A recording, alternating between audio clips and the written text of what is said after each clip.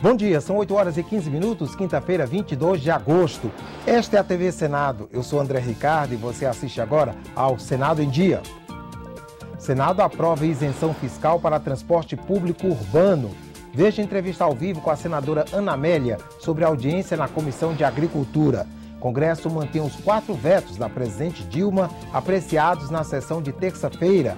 Comissão Mista de Orçamento vota a lei de diretrizes orçamentárias na semana que vem. E compras ou contratações de serviço no Senado serão feitas por licitação.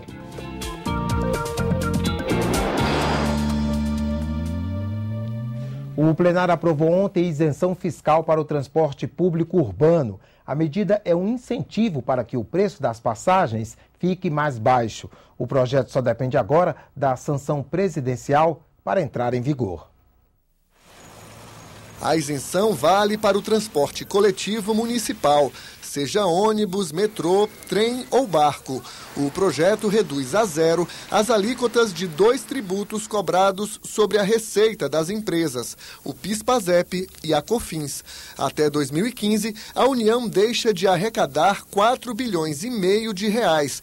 O relator afirma que o incentivo pode reduzir o preço das passagens para o usuário. Nós estamos agora deliberando sobre algo que diz respeito diretamente à vida do cidadão brasileiro, especialmente os mais pobres, aqueles que necessitam de um transporte público para ir e vir. Essa votação hoje, ela implica em mexer no custo de 3,65% da tarifa, porque 3,65% da tarifa significa PIS e COFINS. É pouco? Não, é muito, porque com o movimento nas ruas tivemos que ter, em algumas cidades, redução de tarifa. O benefício também se estende a regiões metropolitanas. O relator apresentou uma emenda para incluir no projeto o transporte urbano entre cidades vizinhas, mas a mudança poderia levar o texto de volta à Câmara dos Deputados. Com a emenda rejeitada, a matéria segue agora para a sanção presidencial e uma medida provisória que já está no Congresso deve regulamentar a validade da isenção para o transporte entre municípios vizinhos. É preciso estabelecer regras mais claras com relação ao transporte intermunicipal, com relação à questão dos bairros fronteiriços entre os municípios, mas ao mesmo tempo acho que diante deste debate gostaria de sugerir ao líder Pimentel de que a MP 617 possa complementar qualquer dúvida que haja no texto desse projeto. O plenário ainda aprovou a indicação de André Aranha e Piragibe Tarragó para as embaixadas do Brasil no Japão e nos Países Baixos. Os nomes de Débora Ciotti, Flávio Portinho e Rubens Curado também foram aprovados para o Conselho Nacional de Justiça. Confira agora a agenda das comissões do Senado para amanhã desta quinta-feira. A audiência pública na Comissão de Constituição e Justiça para discutir a chamada PEC dos recursos. A proposta limita a apresentação de sucessivos recursos que atrasam o cumprimento de decisões judiciais definitivas. O convidado, ministro do Supremo Tribunal Federal César Veloso, já confirmou a presença.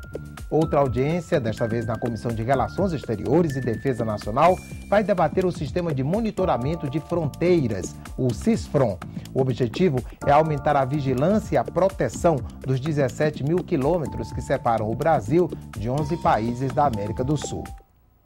A Comissão de Direitos Humanos realiza audiência pública daqui a pouco, às 9 horas, para debater o tema Programa Mais Médicos sob a ótica dos direitos humanos. Qualquer pessoa poderá participar do debate encaminhando perguntas ou comentários pelo telefone que aparece aí na tela, 0800 61 2211, ou pelo portal e-Cidadania, no endereço www.12.senado.leg.br/e-Cidadania. E a Comissão de Agricultura está prevista para daqui a pouco às 8h30 da manhã. Quem traz informações ao vivo sobre a pauta da reunião é o repórter Hermes Coelho. Bom dia, Hermes. Bom dia, André Ricardo. A Comissão de Agricultura realiza hoje uma audiência pública para debater a redução da população de colônias de abelhas polinizadoras. A autora do requerimento para a realização da audiência pública é a senadora Ana Amélia, e é com ela que eu converso agora. Senadora, quais prejuízos essa redução da população de colônias de abelhas polinizadoras podem trazer para a nossa agricultura? Bom, se você imaginar que no mundo 70% de toda a produção de comida é através da polinização das abelhas. No caso da Europa, chega a 84% de 4 mil tipos de plantas diferentes é polinizado. No caso do Brasil, existem culturas como o cultivo das maçãs, por exemplo, ou de frutas de clima temperado no sul do país ou em outras regiões, que ela depende basicamente da polinização das abelhas. Então, o uso de alguns pesticidas que a própria IBAMA e a Anvisa estão pesquisando aqui no Brasil, na Europa já foram suspensas aplicações do ativo desses defensivos chamado neonicotinoides em 15 dos 27 países da União Europeia foi totalmente suspenso. No Brasil, no ano passado, o IBAMA suspendeu a aplicação desses defensivos por via aérea, com os aviões que fazem a pulverização aérea para evitar exatamente o risco daquele episódio que se chama colapso da desordem das colmeias, das abelhas polinizadoras. E essa audiência pública foi requerida por mim graças à informação que eu recebi de um empresário interessado nesses assuntos chamado Renato Zortiga. Então ele mandou a sugestão e eu acho que é dessa forma que a gente atende o interesse nacional. E agora de manhã o Twitter, informando dessa audiência, já veio mensagens de Santa Catarina e de outros estados falando exatamente do risco da questão da redução da polinização, no caso dos pomares de maçã e de outras frutas no sul do país. Então veja a relevância desse assunto. Esse fenômeno já tem sido registrado com muita frequência nos Estados Unidos, também na Europa. Já dá para a gente fazer um diagnóstico da situação no Brasil? A senhora recebeu informações nesse sentido, senadora? As autoridades, seja o Ministério da Agricultura, os outros também estão fazendo essas avaliações e a própria Embrapa poderá dar uma bela contribuição. O IBAMA, a Anvisa e os demais órgãos envolvidos diretamente nessa questão. Temos que salvar as colmeias e salvar a produção de alimentos. Muito obrigado, senadora Ana Amélia. André Ricardo. Obrigado, Hermes. O Congresso manteve os 4 vetos da presidente Dilma analisados na sessão de terça-feira. O resultado da votação secreta só foi divulgado ontem. Os parlamentares deliberaram sobre 50 vetos. É necessário o apoio de 257 deputados e 41 senadores para derrubar um veto presidencial. O resultado da votação realizada na sessão do Congresso na noite de terça saiu apenas no início da manhã desta quarta-feira. Todas as propostas vetadas pela presidente Dilma Rousseff foram mantidas. E mais uma vez o Congresso Nacional demonstrou que ele tem absoluto compromisso com a responsabilidade fiscal e que o interesse do país está acima de qualquer eventual disputa política. Eu acho que foi isso que preponderou. Os senadores consideraram positiva a primeira análise de vetos sob a regra que estabelece 30 dias para a decisão do parlamento antes de trancar a pauta do plenário. Tanto o Congresso Nacional tem que ser mais responsável na inclusão de matérias, quanto o governo federal terá que ter muito mais cuidado na questão de análise de derrubada de vetos. Então haverá a necessidade de um entendimento maior prévio antes da matéria ser votada aqui e antes da sanção presidencial. O que não é admissível mais é que os vetos se acumulem sem ser votados, como vinha acontecendo. Mais de 3 mil dispositivos vetados. A partir de agora nós estamos votando a favor ou contra, é função do Congresso deliberar.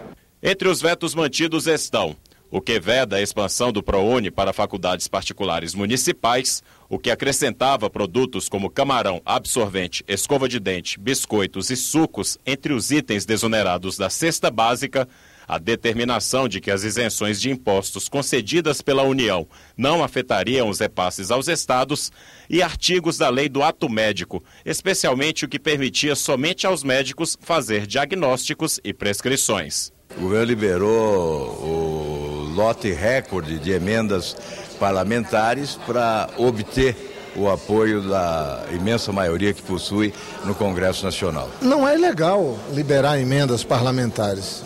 O ilegal é fazer mau uso de emendas parlamentares por parlamentares. O governo está usando os instrumentos legais e principalmente da política, do diálogo, para reorganizar sua base aqui no Congresso. E foi eficiente, sim. Mas se o governo obteve vitória na primeira análise de vetos sob a nova regra, o embate será maior na próxima sessão, marcada para o dia 17 de setembro. É nela que os parlamentares vão analisar vetos da presidente Dilma Rousseff ao projeto que concede hereditariedade à licença para taxistas e também a proposta de acabar com a multa de 10% do saldo do FGTS em caso de demissão sem justa causa, recurso considerado importante para o programa Minha Casa Minha Vida. Essa multa de adicional de 10% do FGTS não tem mais nenhuma razão de ser. E sobre o veto à compensação do Fundo de Participação dos Estados nos casos de isenções de impostos, a Comissão de Constituição e Justiça aprovou uma proposta de emenda à Constituição que volta ao assunto. Garante o valor dos repasses da União a estados e municípios, mesmo se houver desonerações. A PEC obriga a União a compensar financeiramente estados e municípios por perdas orçamentárias sempre que conceder subsídio ou isenção de imposto. A compensação deverá ocorrer no exercício financeiro seguinte ao benefício tributário.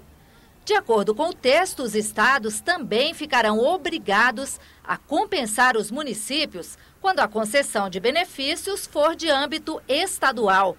O líder do PT no Senado, senador Wellington Dias, tentou adiar a análise da matéria, que, segundo ele, terá impactos na economia do país. Quando a gente soma um incentivo como esse, estratégico para uma região do país, como a Zona Franca de Manaus, ou para uma região especial, como o Nordeste, ou para uma área estratégica, como a área da saúde, né, que as pessoas físicas e jurídicas também contribuem, isso dá um impacto onde que nós vamos encontrar 42 bilhões e manter ao mesmo tempo esses benefícios. Mas a proposta acabou sendo aprovada. A importância dessa matéria, porque ela fornecerá base constitucional para um anseio que é absolutamente unânime, eu creio, entre nós.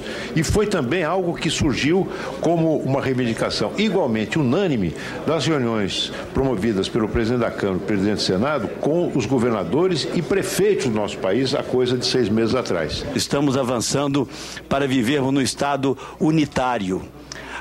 Os estados e os municípios cada vez mais dependentes da benevolência, da boa vontade e, em alguns momentos, até de algum alinhamento com o governo federal. Há municípios que não estão conseguindo pagar nem a sua folha de servidores. Isso implica um imenso desgaste político para o administrador municipal. A intenção é preservar